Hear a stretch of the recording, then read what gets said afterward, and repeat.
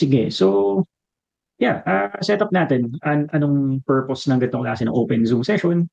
Ideally, ano to, I help people troubleshoot kung nasan man sila, no? Any area of life that they are trying to sort out in this season. So, pwede magkaroon ng open discussion about that.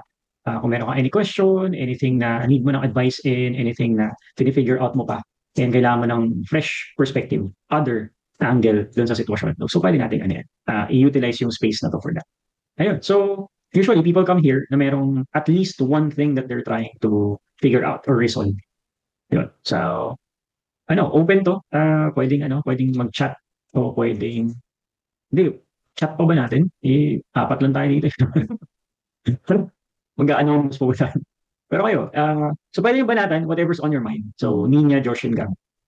Sino gusto mo na? May stuff ba kayo you're trying to figure out? Yeah, Um, wala. Ay, Kasi, sorry. go. Yeah. Okay lang po ba? Yun. Hmm? Yeah. So, very quick update lang kage from our last talk. Nag-let go na po kasi ako ng isang client, which is masyado na kasing bigat pa sa utak ko. But also, it's also a peace of mind kasi I think nagiging toxic na rin yung workplace there. So, I had to let them go na rin. But also, the thing is kung ba't di ako nag-stay, like working for two full-time clients, no, naging three pa nga with a side gig, is basically just nag-iipon lang. So, the buffer funds. Now, ang question ko is that now that I'm sitting with like this amount of, say, savings and money, just wanted to move forward kung ano po yung steps na pwede ko i-gawin. Although naisip ko na po siya, so, but I'd also like to ask for your, if meron pa po yung questions sa akin to determine kung ano pa yung next steps na pwede kong gawin.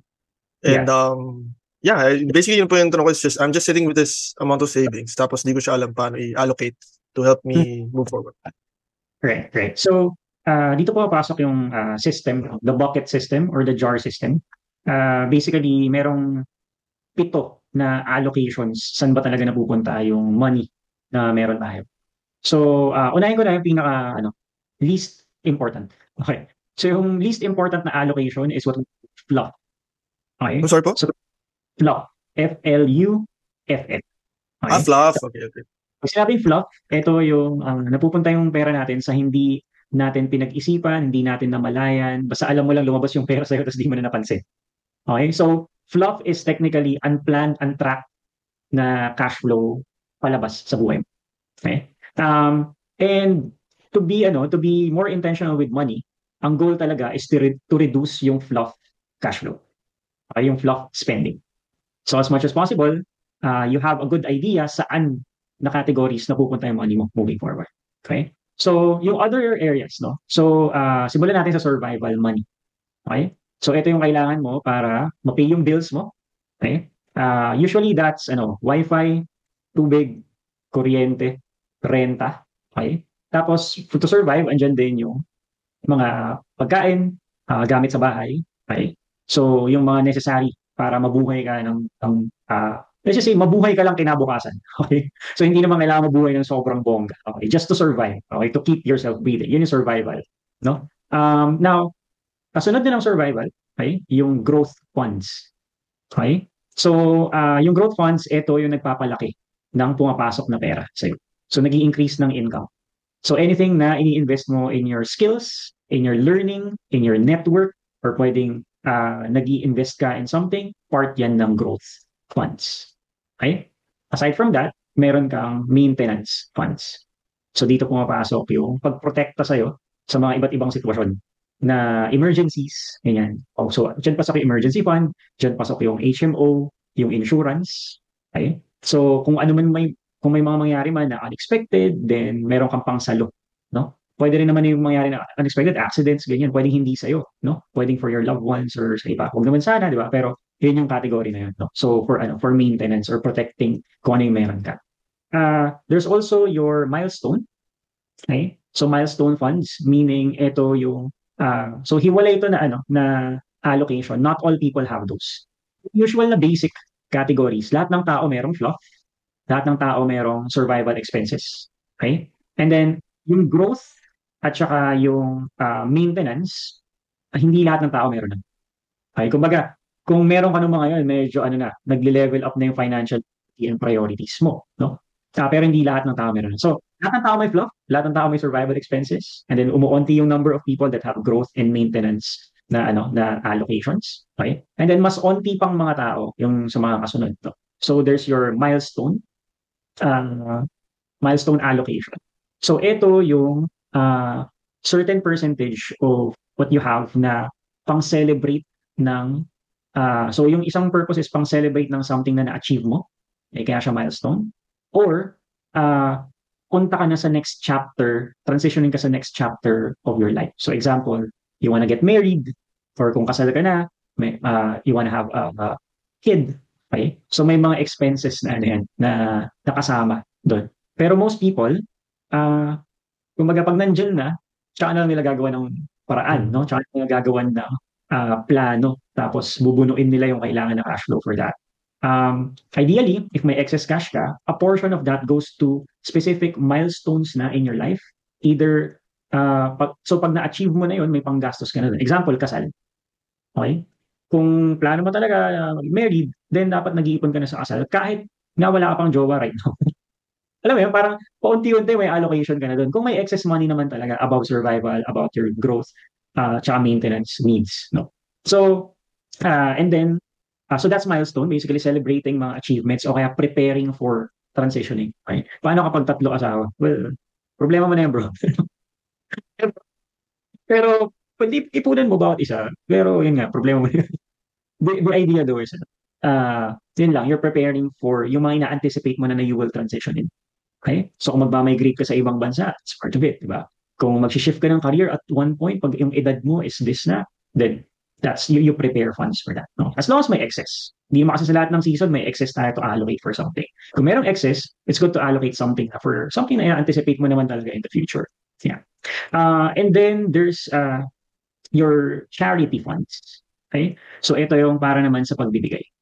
Okay? So kapag may mga tao humingi sa'yo ng tulong, di ba, and you have funds na pangbigay sa kanila, pwede minsan pautang sa kanila, pwede minsan pang sponsor sa ibang tao. Dito rin pumapasok yung pagdodonate, di ba, sa example, dog shelter, funds for for actual orphanages, di ba, or church, or anumang klase ng organization that accepts funding like that. Okay? So, if you assess yourself, gaano kalaki ba yung excess cash that you have, di ba? And then you cover for first, eliminate yung fluff spending and then yung survival needs mo. Gaano katagal na yung savings mo tatagal para ma-cover yung survival needs mo. And then, meron ka pa bang funds na so ideally yung ano mo, yung survival needs mo, alam mo dapat yung spending mo. Okay? And then afterwards, you build na yung growth at saka yung maintenance funds. Okay? Pero sige, let's make it interactive. As of now, anong nakukuha mo dito sa conversation? Bali approach na ko is yung 7 allocations. So basically, kasi nga po, it's yung hindi naman big pile. Just parang kumbaga nakatabi lang siya. So parang di ko alam yung where do I put this, where do I put that. So basically, nakuha ko po yung information and the education. So I think siguro is the question I have is, do you have to parang mag-goal setting ka ba or do you really have to plan for this or you just ito lang i-automate mo na lang ba? Yeah, pasimplihin natin. So at this point ba in time, mas gusto mo na magpalago pa ng income? Okay? At this point in time, mas gusto mo ba na mas maging secured? Okay? So andun sa level of kung hindi ka mo na magpapalago ng income, cover mo muna lahat ng mga stuff that would secure you financially for emergencies, diba? For peace of mind, diba? For covering for whatever unexpected pwede mangyari.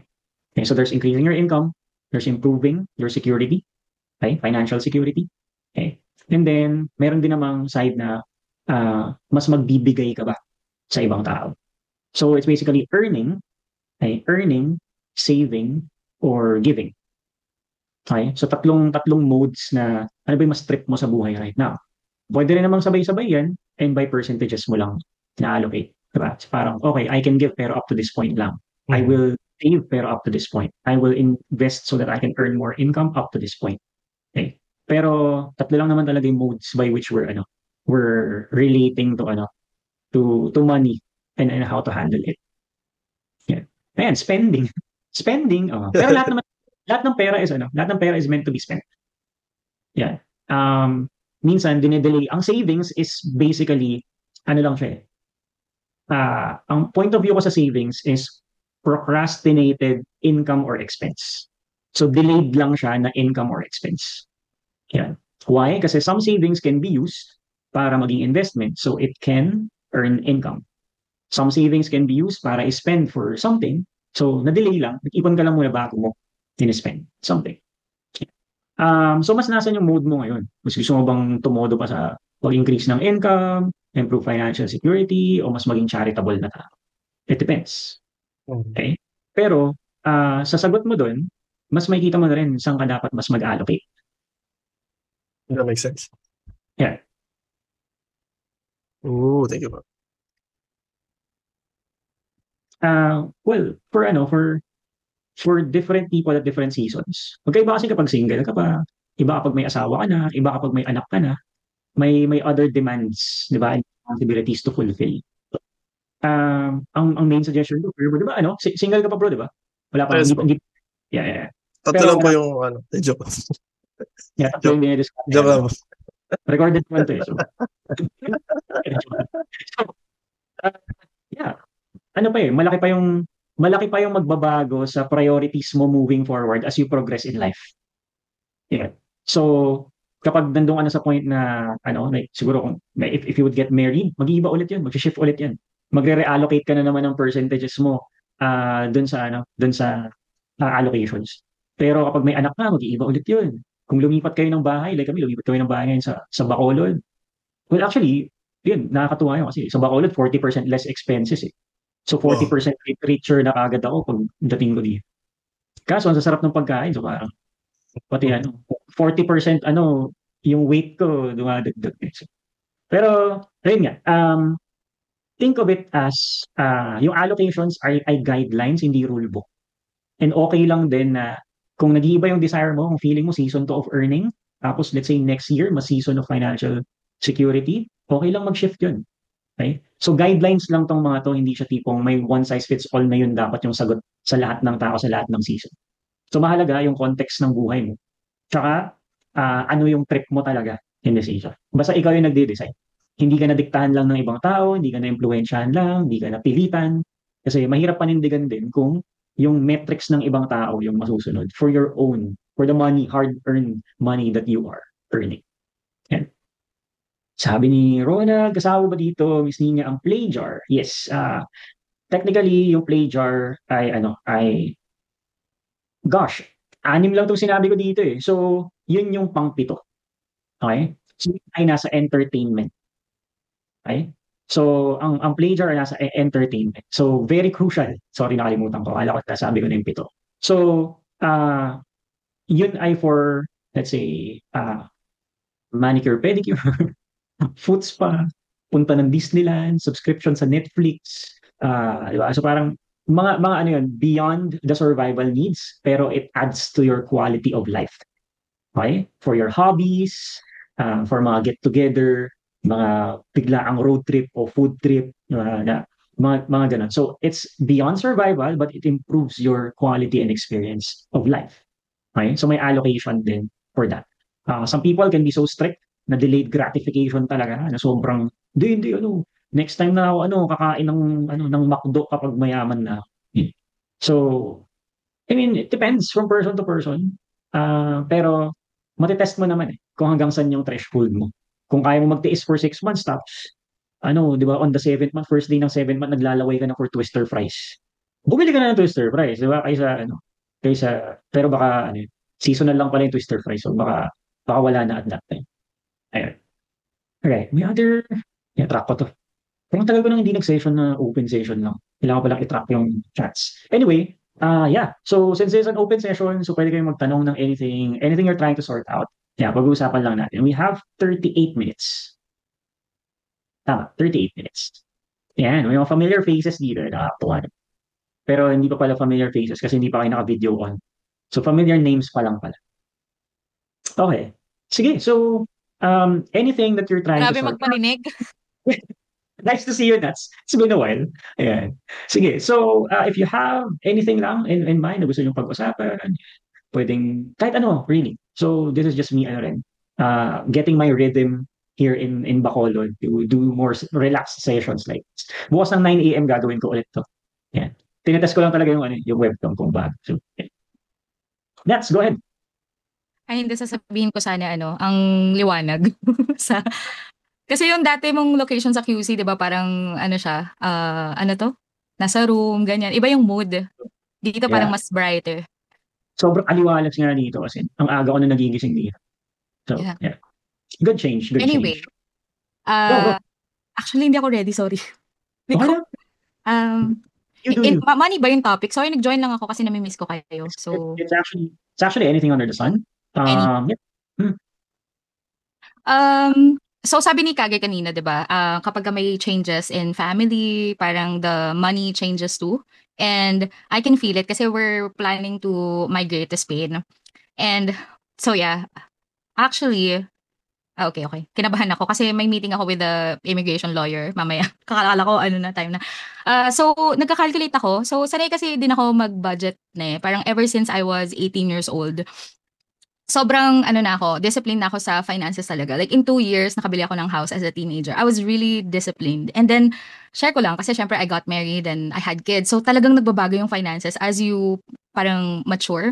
And then now we're entering another phase in our life na sobrang different. So I was calculating parang how much taxes we have to pay, how much the cost of living is, kung saan kami titira, and then the rent is far more expensive. But I also realized the choices na your choices really defines how much, whether or not you will be earning or enjoying more money, or you will have more dis- disposable income or hindi. Like for example, when I was looking at apartments, ang pinakamura na nakita ko is 60K. But the good thing is that it's super near the school in Spain. And if you want to go to the mall or go to the beach, parang walk lang ng mga like 10 minutes and then we're there. So we're weighing, no, yung parang, okay, are we buying a car or we're just gonna get this, parang expensive apartment. So ang dami mong palang decision, especially when you're moving. Kasi that dito sa Pilipinas, it's super familiar. Eh. Like you already know how it feels like kung saan ka po, ano to, alam mo na agad kung magkano yung mga bagay-bagay. Pero if you made nga that such a big decision, magbabago lahat. So I thought I was already disciplined. So when I was calculating, na-realize ko na parang, oh my God, we can't spend as much as we spend here. Like for example, here sa Pinas, we can go on vacations, we can go on trips, and now we have to think twice about it. But the good thing, it's near other countries. So there are more parang places to explore. So parang lahat ng bagay may pros and cons, which is why you really have to be sure what's really important to you. Is it the quality of life? Is it buying the things you want? Or is it, what's important to you? So ayun, I share ko lang. Solid. Yeah. Kaya nakakatuwa yun, Nats. Kasi kakamove lang namin dito. So, very relatable.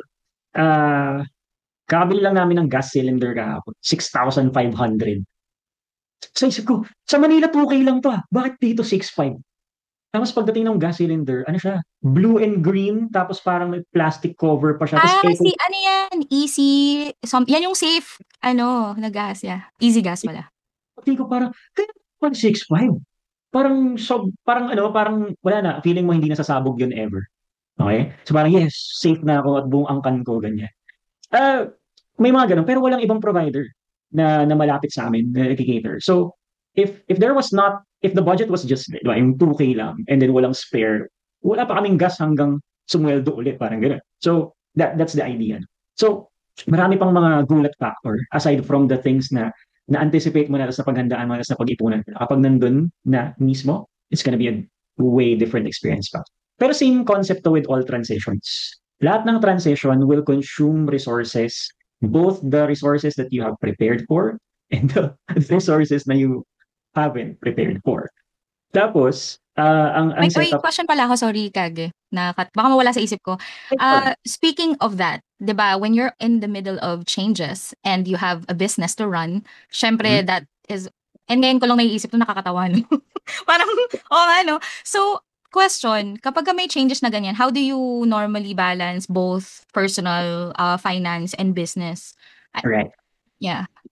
Solid. a few things, no? So parang ibabato ko lang. Kanina yung sinasabi mo sa transitions, no? Meron talagang timeline na magre-reacclimate ka, the adjustment period. So there's you preparing for it, and then pag nandun ka na mismo, mag-a-adjust ka pa. And that can be a prolonged timeline, depende sa how quick you're adjusting. Tapos if it's including other people pa that needs to adjust with you, well, technically, mas matagal ng onti yun, no? Usually more than anticipated. So that's one. Pero you're finding your new baseline. So for every transition, you're finding ano yung normal na mode. And when that baseline happens, okay na yun. Once you acknowledge it, you can build on top of it na and gain momentum from there. So the idea is, during transition, ang next na kailangan hanapin is baseline first before you can speed things up for momentum and building further. Ang usual na nangyayari is, you wanna get a glimpse of, mabalikan mo yung mga stuff na normal sa'yo from the previous, before the transition. Pero that's you gaining momentum, nasa momentum ka nun before. So it can be a trap na wala pa sa baseline, tapos i-aim for to get back to the way things used to be or somehow like it. Isipin mo lang parang gusto mo na mag-work ulit, pero yung mga kids parang kailangan pa nilang mag-aral ng Spanish. So, buti lang may Dora, pero baka hindi yun sapat. So parang, di ba, there's gonna be different demands. Kunyari, gusto mo nang tumodo sa work ulit, pero other people you are adjusting with to get to a new normal is mas kailangan mo pang magdo ng heavy lifting for them. Then maghihilahan pa yon. So parang, it's best to, like ito, di ako pinapayagan ng wife ko na mas lumabas muna, mag-basketball, mag-table tennis and stuff. Bakit? Kasi hindi pa naka-unpack lahat ng boxes namin eh. Kasi hindi pa ayos yung buong bahay. Kasi hindi pa dumarating yung in-order niyang sofa eh. So, hanggat marami pa akong kailangang buhatin at kalikutin dito sa bahay, less muna yung mga activities na gusto ko sanang gawin pag pakulod. Like, pag Saturday, gusto ko na mag-kebab eh. Ganun. Pero wala, hindi mo na kayo mag-kebab kasi yun tayo pa kailangan ayusin. So, may prioritization at habits. Pero within 2 weeks time, like, normalize na kami. We're allotting the whole July for talaga. For just getting back. Kumbaga, yung baseline muna dito sa bahay. Tapos, from there, ito. Ito is part of me testing. So, me doing sessions like this, na ganito na yung setup ko. Tinetest ko lang how it goes. So, two other things. Yung setup kapag pre-transition determines a lot sa speed ng adjustment. So parang there's the Pareto principle. 20% of efforts achieve 80% of results. So if na-pinpoint mo na kung ano yung 20%, the core stuff, na yun yung talagang foundational at kailangan tuwan. Pag nauna mo na yun, malaking leaps and bounds sa peace of mind and sa stability na kagad yung nangyayari. So example naman yan would be ano yung tutulugan namin. Kaya, diba? So paano yung food sources? Ayan. So ano yung mga service providers dito, like the cleaning, the laundry, saan mamalengke, saan mag-grocery, like stuff like that. If you get those sorted out and like systematized na yun, alam mo na yung information needed for that. Halos okay na yun, like establish na yung initial lifestyle doon mismo. Tapos sa business mismo, it's a good thing for us, we can take our business anywhere. Hindi naman siya located in just one place and kailangan mong tutukan like that. Informing the people na kasama mo in business about your personal transition, meron dong mga tao na mas magi-step up for you because they love the business and they love working with you. And gusto ko nilang supportahan para mas maging stabilized ulit yung mga bagay-bagay. Last Monday, so kami nila Nina, sobrang sungit ko last Monday. Kasi sobrang sakit ng ulo ko. Kasi nga, parang disrupted pa yung sleep ko dito, so, tapos, ayoko talaga mag-meeting. Tama ba? Monday ba yun, Nins? Sabi ko, ayoko mag-meeting, huwag tayo mag-meeting. Ginagano ko sila. Tapos tinuloy pa rin namin yung meeting. So, hinahold nila ako accountable. Pero all throughout the meeting, talagang nahihilo ko, naiinis ako, ayoko talaga magtrabaho and all that. Tapos, yun, okay naman yung meeting namin, tapos nag-end na. Tapos, pareho, si Nina, tsaka yung isang team member. Andito pala siya, si Isa. Ayan, silang dalawa. Silang dalawa yung ka-meeting ko nun. Tapos, they took care of things after that. Kumbaga, nag-step up sila, inayos na nila. Tapos, kinabukasan, kailan ba tayo ulit nag-meeting? Kanina lang, di ba? So, kanina nag-meeting kami. Tapos, parang normal na akong tao ulit. Hindi na ako bugnutin, hindi na ako pagod, hindi ako nahihilo. But the people that you are working with in business needs to be reliable. So, kung sino man yung mga tao na yun, before you fully go to the transition, like, kind of groom them na to step up o sumalo ng ibang mga bagay habang ina-adjust mo yung sa personal side. Kung solopreneurship to, ibang usapan yun kasi walang choice. Kapag nag-hire ka, depende yun eh, suntok sa buwan. Paano kung nag-hire ka tapos yung pa yung sumablay, tapos crucial yung, yeah, so parang, it depends. So if it's people you already know and you trust, yeah, and you've been working with them for quite some time, sasaluhin ka nila. Yan. And you need more of those people as you transition there. Yeah, Thank you, Kage. sure. Lahat din to ano eh, subject to flexibility. So parang if we become too rigid about getting well adjusted right away, mas tumatagal kasi mas may resistance na nabubuo. So if ever you can set up like a good, better, best na timeline. So worst case scenario na yung good. Tapos pinaka-ideal yung best na timeline. So lahat pasok pa rin within the allowable circumstances while in transition.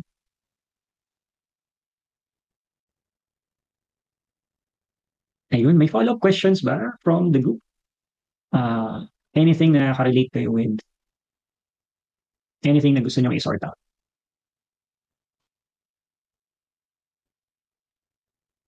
Magkakayaan pa tayo, di ba? So, ayan, how much challenge is healthy challenge and what's a bad amount of challenge? So, ito yan. Hindi lang siya about the challenge, pero how long mo kailangan i-face yung challenge and i-sort out yun.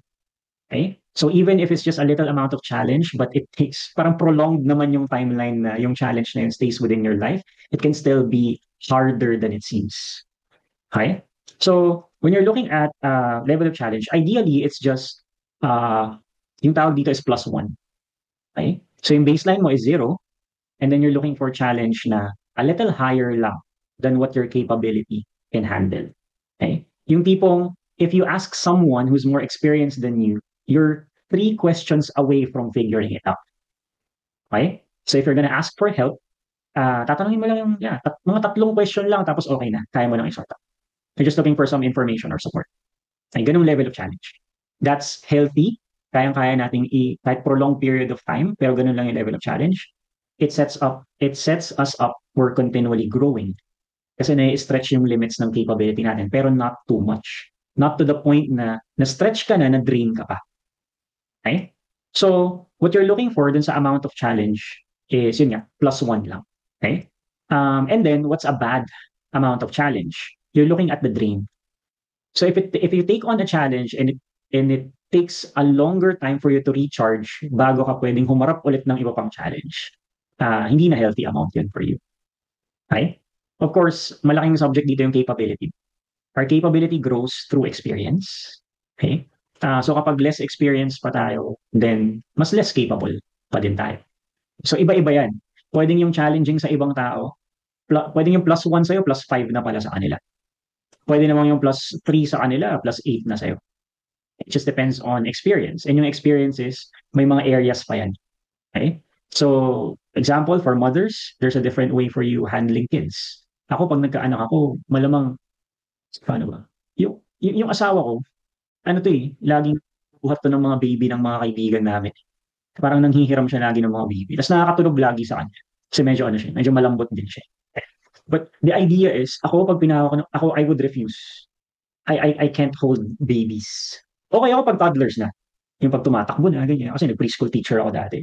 Pero pag babies, I'm afraid. I feel like they're so fragile, wala akong ganung expertise or capability to handle them. Yung feeling ko pag ginawa ko parang baka mabalik. Ganun. Okay, so I don't. Wala akong experience doon. Si wife, inaalagaan niya ng mga pamangkin niya simula babies pa yung mga yun. So sobrang sanay na siya doon. Okay? So, yung challenging sa kanya, ay yung madali sa kanya, challenging for me. And yung marami pang iba-ibang areas yun. So, does that answer the question? So, a little bit of challenge. Yung alam mong kaya mo, pero kailangan mo lang ng either support or it can just ask three questions away from figuring it out. Okay. When starting to hire someone, how do you think if they're the right fit with you? Oh, para sa negosyo ba to? So you can go traditional route. So yung specific role and function, meron ng scope of work talaga yun na kailangan gawin.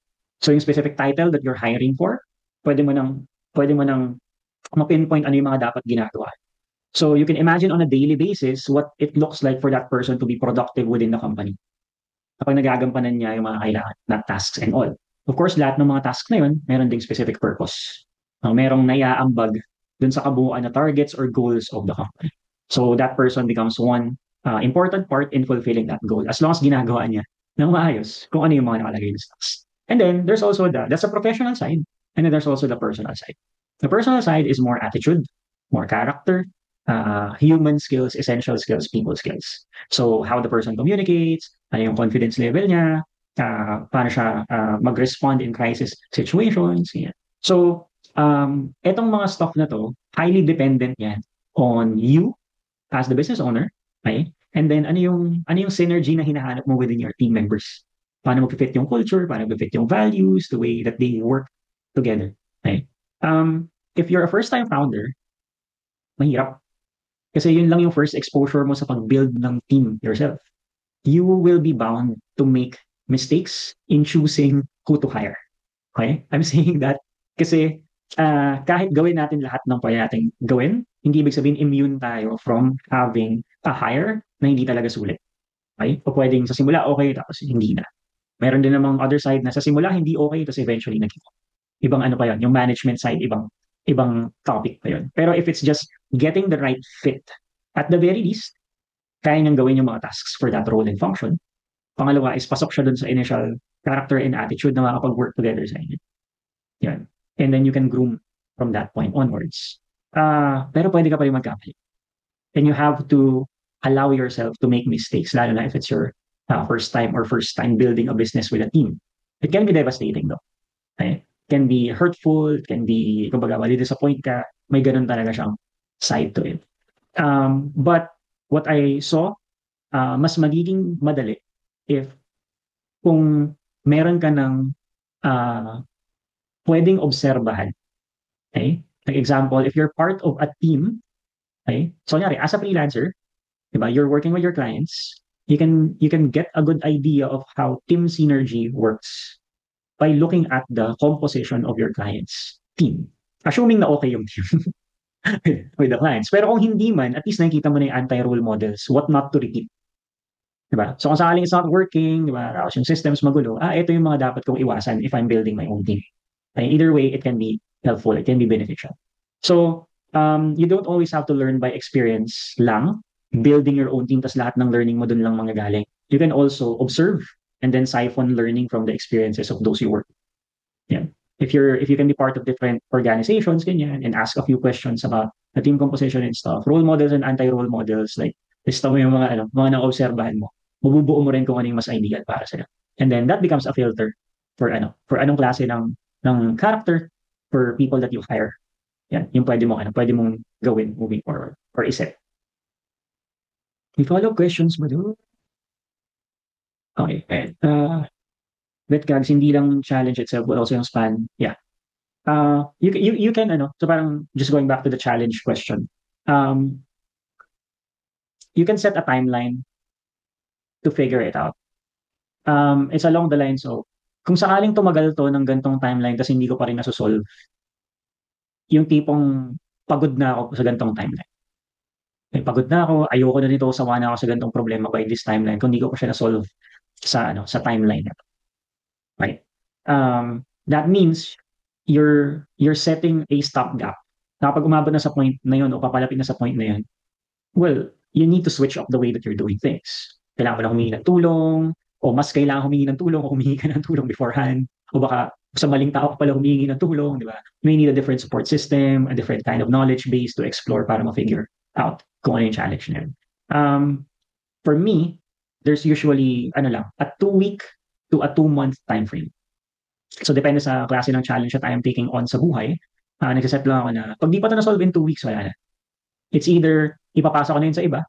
Okay? So, like full delegation, hiring another person, or just telling my wife, be, ikaw na bahala dito. Okay, hindi ko na to kaya. Ikaw yung pinakamalupit na taong kilala ko sa buong mundo. Tiwala ko sa'yo. Okay? It depends. Pero ipapasa mo na siya o hingi ka talaga ng tulong. Okay? Some things naman, for me, it takes 60 days. If 60 days, hindi pa rin nyo figure out, I'll need to sort it out differently.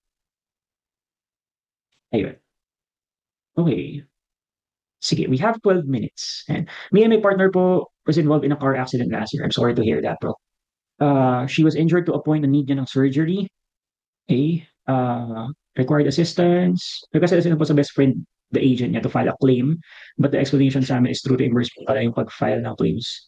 Which is wala kaming enough na funds to support yun. After that, na-discourage na siya to continue kanyang insurance to the point na sinasabi niya insurance is a scam. Okay. Di kayo na-inform na ganun yung mangyari situation. Ask ko lang po, how can I convince her to continue pa rin sa pag-invest sa kanyang insurance? Ikaw ba yung beneficiary? Ikaw ba yung beneficiary? Well, ito kasi yun eh. There might be a better way para sa inyo if you consult an actual agent. Okay? Hindi lang siya about tingin ko hindi lang siya about the insurance itself, the product and the claim. Okay? Meron kasing malalim na relationship being best friends with someone. Okay? So, my suggestion is try to consult a different agent muna. Okay? And see if may iba pa ba yung options, di ba? May mas malinaw na pag-uusap around it. Because if it's gonna be the same person, then parang hindi nyo na ma-explore ano pa yung iba yung options.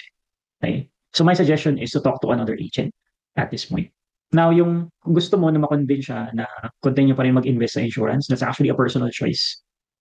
So if walang magiging ibang set of information that she deems beneficial at sulit pa rin na ipagpatuloy yung insurance or pwedeng ilipat or whatever, then hindi mo siya mako-convince herself.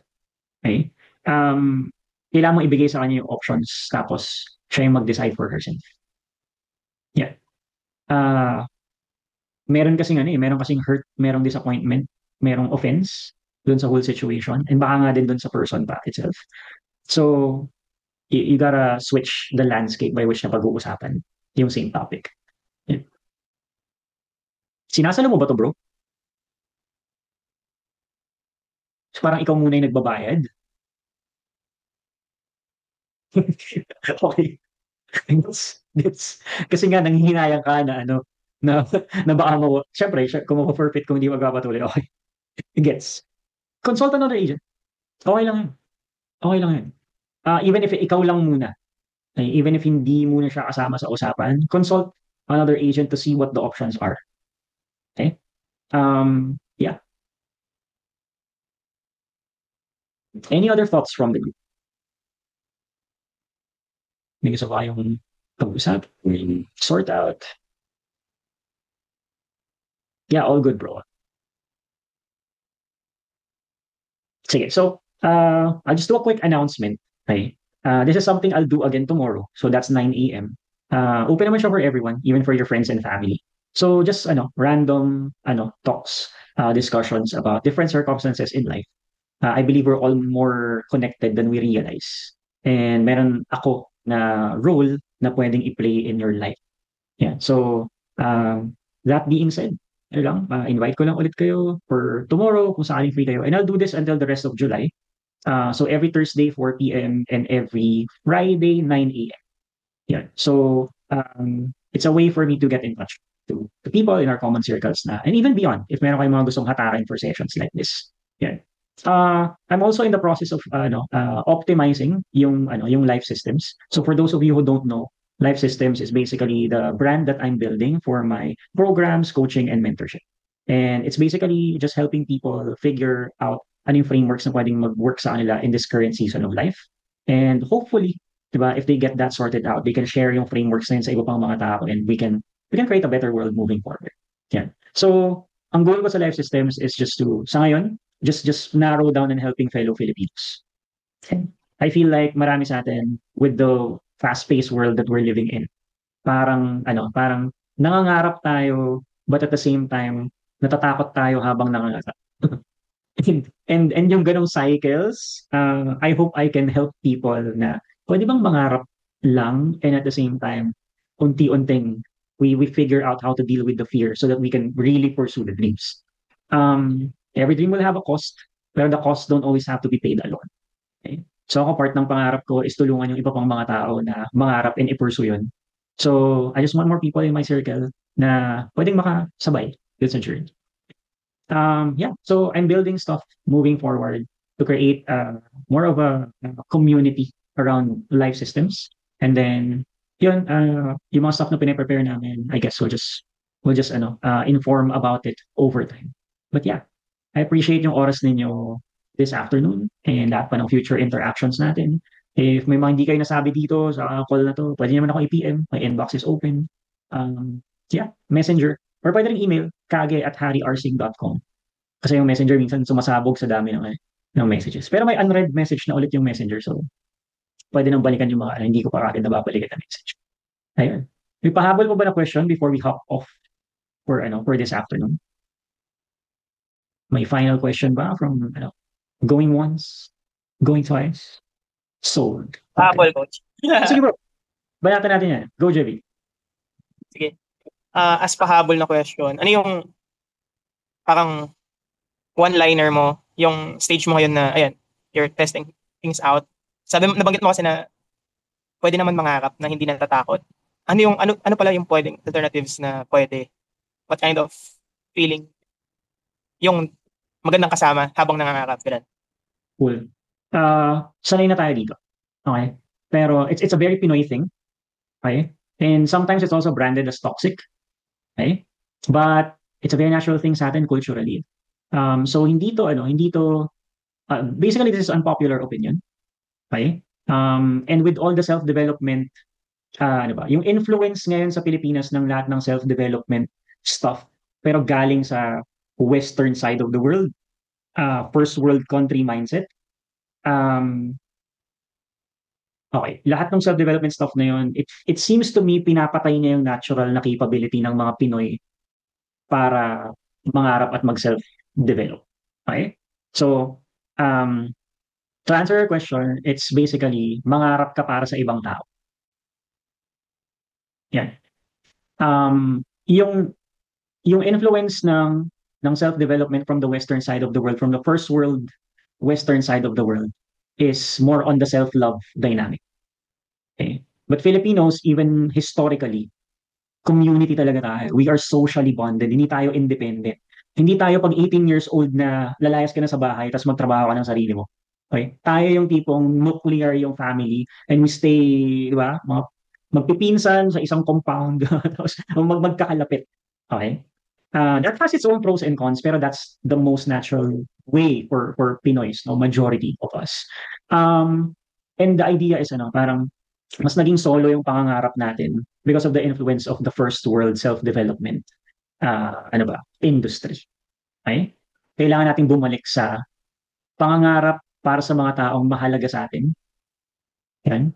Pero at the same time, not at our expense. Okay? Ang nangyari kasi is more, mangarap ako para sa sarili ko.